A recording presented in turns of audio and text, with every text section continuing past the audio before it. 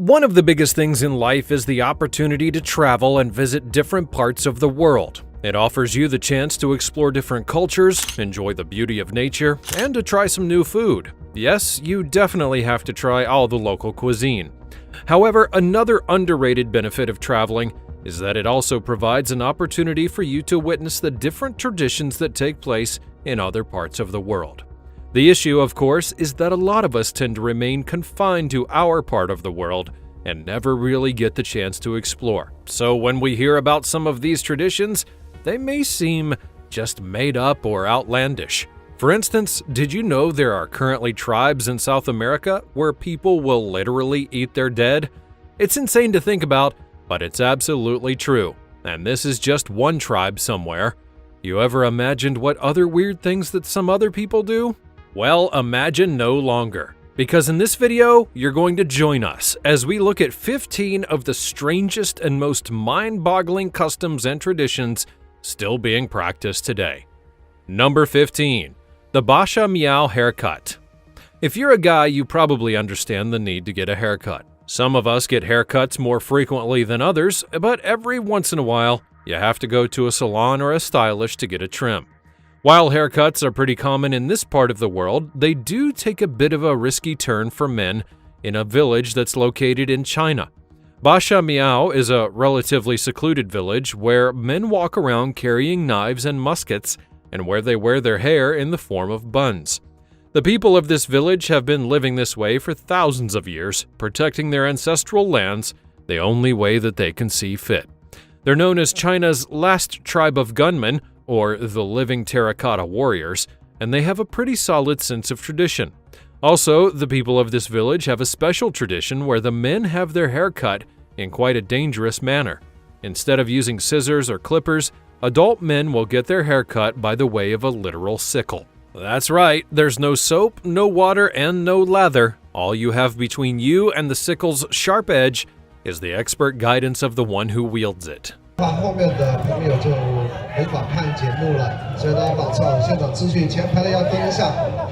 The barber uses an incredibly sharp sickle to cut the person's hair and then styles it into a bun.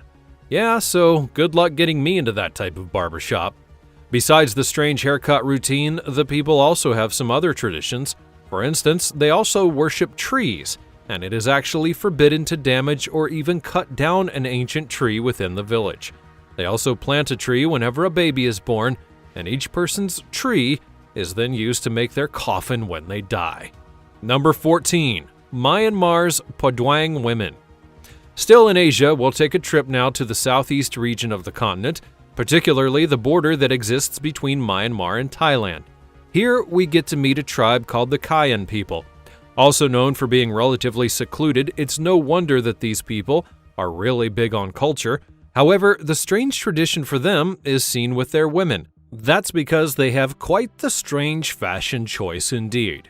From the moment that they're little, these women are made to wear golden coils around their necks.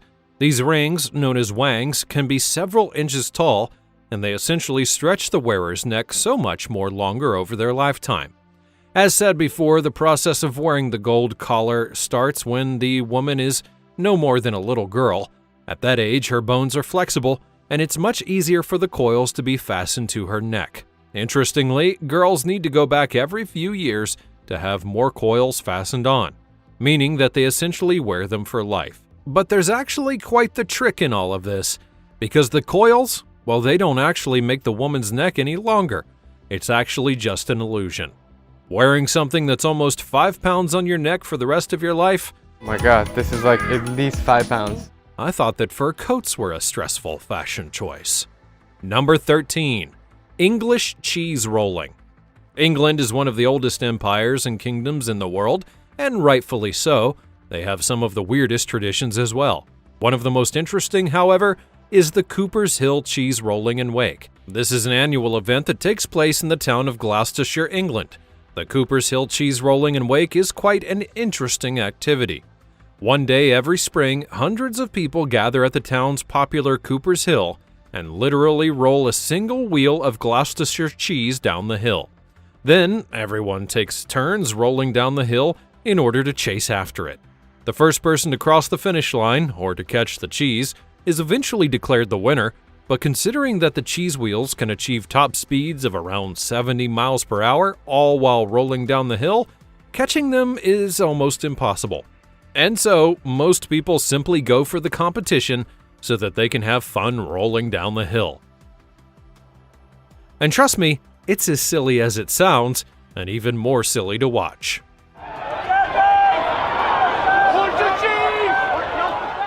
The first recorded tournament would be held in 1837, but there doesn't seem to be much significance to it.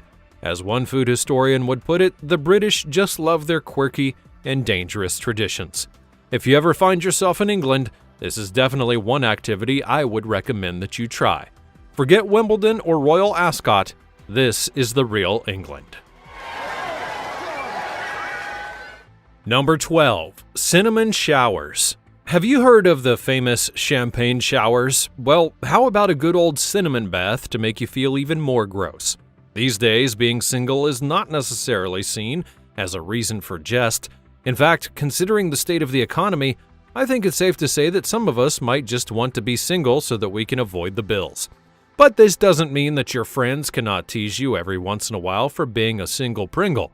In Denmark, however, the people take things just a little too far, quite literally.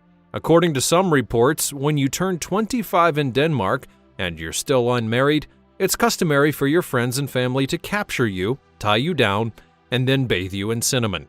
It gets even worse though. Some of your friends could decide to get super mean and tie you to a pole and then bathe you in water or alcohol before proceeding to pelt you with the spice. I mean, just look at this poor fellow. Now I'm just saying, if you pull this prank on me, it will be absolutely on. According to locals, the tradition dates back centuries ago when spice salesmen would have to travel a lot and never really get to settle down to be married or begin a family. So when you turn 25, it's assumed that you're about to go the way of the old-timey spicy people. Imagine how much spice farmers and salespeople would make in this industry.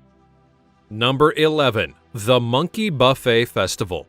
Did you know that there is a certain portion of the population that believes that people have descended from apes? Some biologists pretty much think that monkeys are like our distant cousins or siblings. And if that is the case, then it might be nice to bring them into the fold and use them for some weird traditions as well. The people in Thailand seem to have that idea down pat. Every year they organize a huge festival to honor apes in an interesting way. At the Phra Prang Sam Yot Temple in Thailand, citizens and visitors are entertained by the Monkey Buffet Festival, an annual celebration where people gather around and create huge banquets for monkeys. The festival usually begins with a whole lot of merriment and fanfare, which includes dancing, singing, and performances by a whole lot of different people. However, the culmination of it all is the banquet itself. Locals bring out a massive tarpaulin, placing different types of fruits, vegetables, and treats upon it, and then thousands of macaque monkeys are literally let loose, allowed to come in there and eat to their full. This festival was happening while we were here, we had to come. According to legend, a Thai deity named Rama was tasked with rescuing his wife Sita from a demon.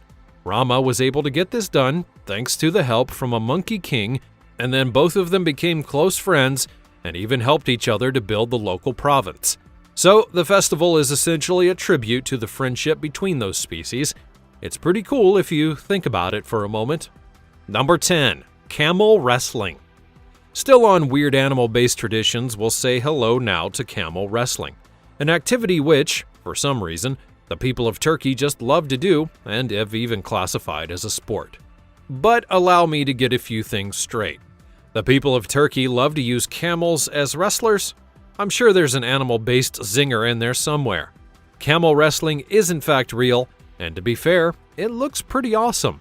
Boyunlarıyla, işte kollarıyla yani ön ayaklarıyla, başlarıyla, bacaklarıyla. The people literally look for male camels that are in heat, which is easy to find since camels themselves grind their teeth together and begin to foam at the mouth. Then they bring the two of them into a ring and force them into battle. The victorious camel finally gets to fulfill his desires as the people preserve a female camel that is also in heat just for him. You know, just like in the good old days. The camel wrestling tradition dates back centuries and has only gotten more popular ever since. In fact, the sport became so popular that in 1920, the Turkish government literally used it to raise funds. Number 9. Chinese foot binding.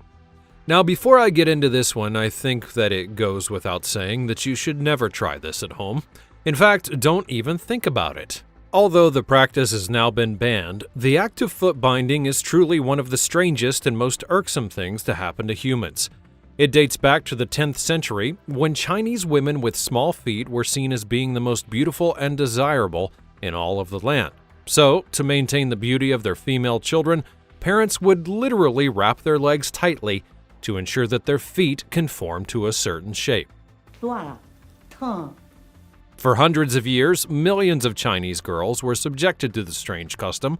Many were told they would never marry if their feet weren't bound and made to look dainty, while others were simply coerced by their parents and society to take on the activity. Each young girl was pretty much forced to learn how to walk again, releasing the activity from a strange position and through excruciating pain. And over time, many of the girls actually developed significant physical defects as a result. While foot binding is no longer practiced, many old women who were subjected to the tradition are still alive today, and their stories are simply heartbreaking. It goes without saying, but you simply cannot imagine how terrible that must feel. Number 8. The World Gurning Championships. For the next video, we're returning to England, because of course this is where seemingly all the weird stuff takes place. The country plays home to the World Gurning Championship, also known as the world's ugliest sport. The World Gurning Championship takes place at the Egremont Crab Fair, a traditional sporting extravaganza that's held in the town of Cumbria, dating all the way back to the 12th century. At the competition, the objective is simple, really. Each participant needs to squeeze their face as much as they possibly can while wearing a horse collar. Some locals claim that the championship began in the Middle Ages when townsfolk would put a horse collar around the neck of the town jester and then goad him into making silly faces in exchange for pints of ale. For reasons only best known to the British, this activity caught on, and they've pretty much been reenacting it ever since. Although instead of the booze, winners now get to enjoy different other prizes. The most famous star of this sport is Tommy Mattinson, who has won the competition at least 16 times. He's like the Lionel Messi or Serena Williams of making an ugly face. Number 7. Land diving. Different cultures have different customs that pretty much show when a boy is becoming a man. However, some customs definitely take things a bit too far. One such custom is the land diving tradition of a certain tribe on the Pentecost Island. Every year, the elders of the community there organize a tradition where young boys and men quite literally will risk their necks to gain favor from the gods. But what do these young men have to do? Well, they essentially climb a 100-foot tower that is made out of nothing but wood. 2 slim vines are then tied to their feet, and the men have to jump down. It's essentially bungee jumping, but without nearly as many safety protocols. The origins of this activity date back hundreds of years, and they're actually rooted in the belief in spirits and human sacrifices. Today, the rituals are held primarily every April and May. My father died, and I took his place. Local men volunteer to dive, risking injury and possible death just to appease the gods. Whatever floats their boat, I suppose. Number 6. Teeth chiseling. You all know how important that your teeth are. You use them to chew food, to bite into things, and generally complement your looks.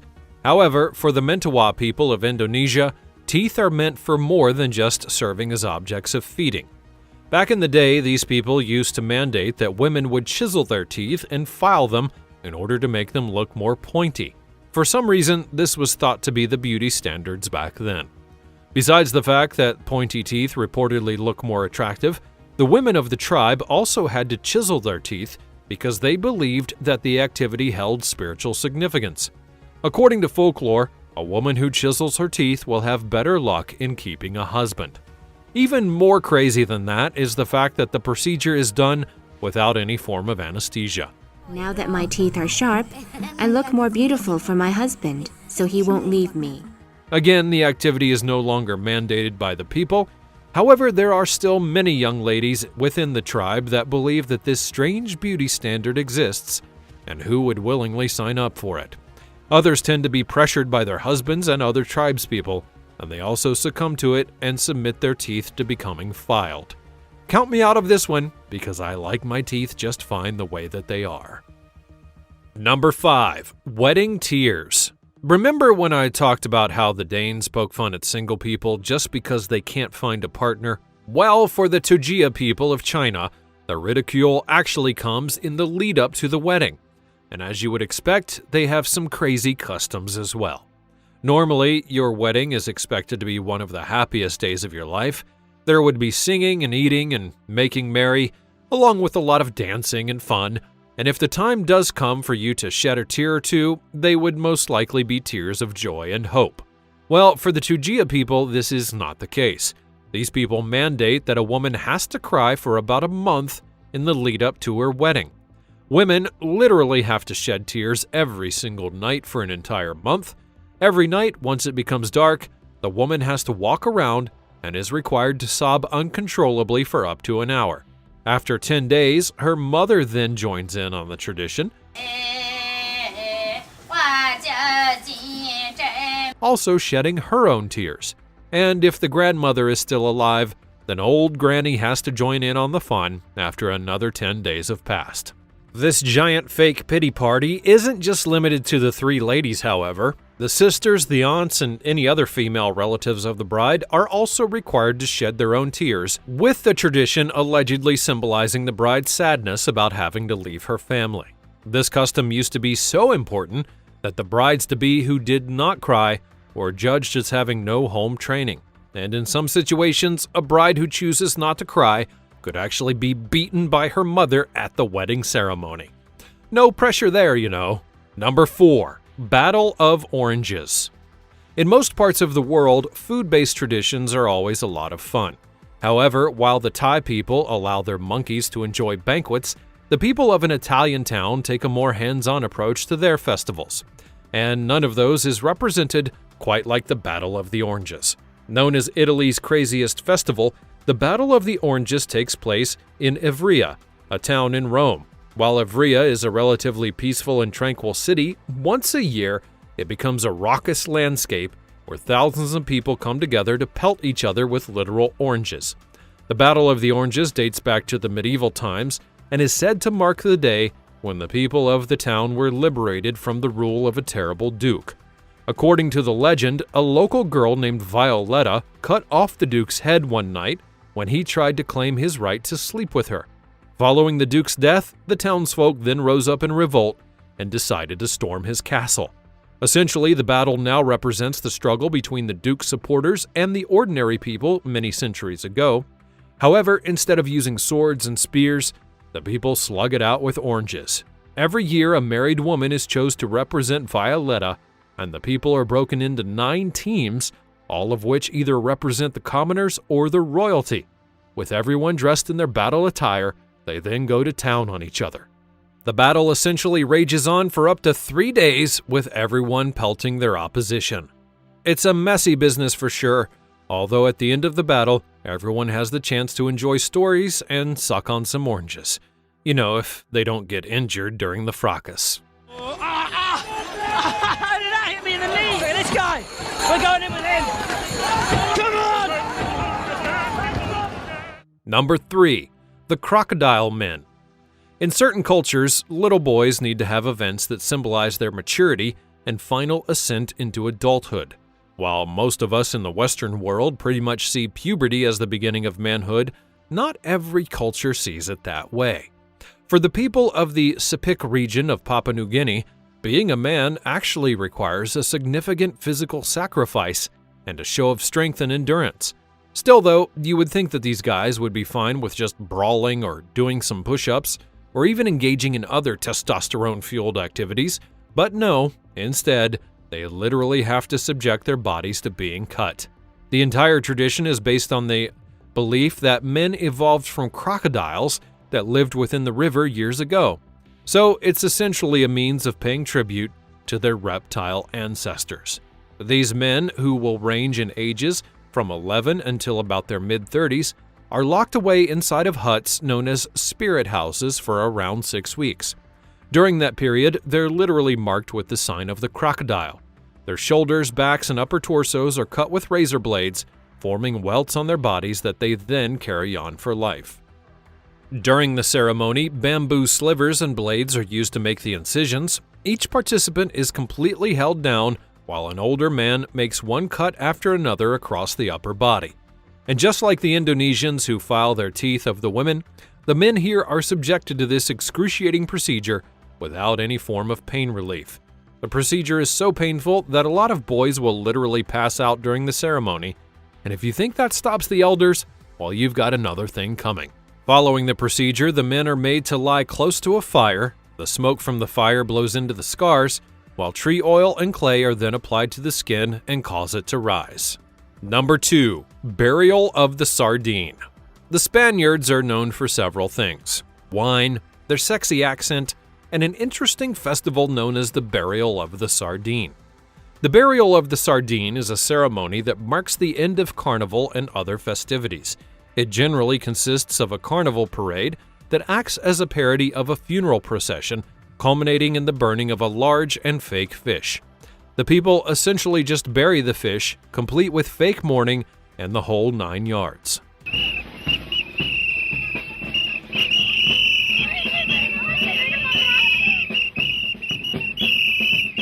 Usually celebrated on Ash Wednesday, the Burial of the Sardine has had a contested history. Some believe that it dates back to the rule of King Carlos III, who donated a shipload of sardines to his servants in the 18th century, just before the beginning of Lent.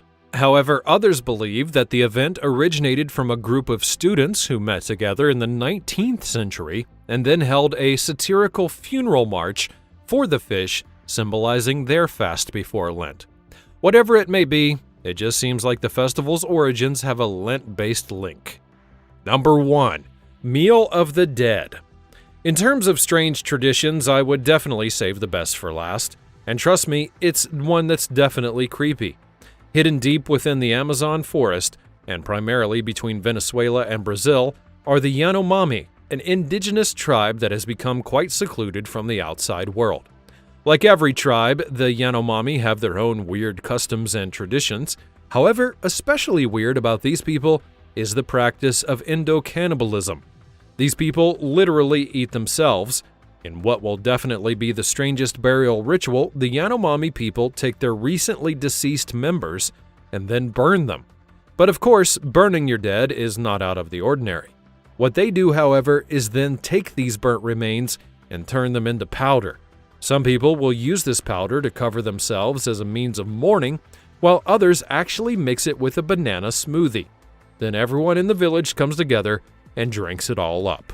Even more weird, they literally sing and cry to express their grief, all while feasting upon the dead body stew. According to some reports, the Yanomami people believe that drinking and eating their dead is the only way for the deceased to find peace and protection as they make their way into the afterlife. They could just try burying the bodies carefully and saying a prayer, but really, who am I to judge? It's truly the weirdest thing in the world, and I wouldn't even let a sweaty person touch me. How on earth would you think that I'd like to eat and drink someone else's friggin' ashes? If there's anything that these videos have shown, it's that the world that we live in is truly strange and unique. From the unharmful to the mildly annoying to just straight up creepy, a lot of cultures across the planet definitely do have their beliefs, even though they may sound strange to us. But what do you think? Did I leave anything out? Be sure to let me know all about it in the comments section down below.